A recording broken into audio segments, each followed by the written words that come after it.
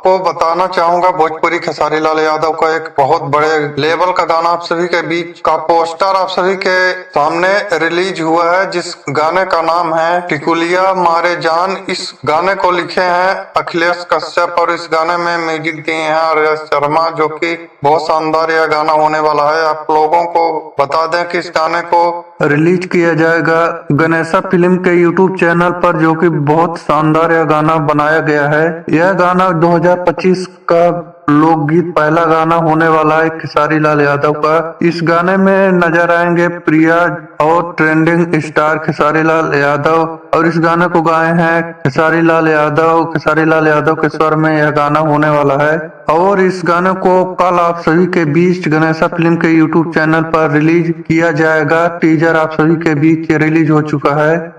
आप लोगों को यह वीडियो कैसा लगा कमेंट सेक्शन में जरूर बताएं। वीडियो पसंद आए तो लाइक जरूर करें। धन्यवाद, थैंक यू।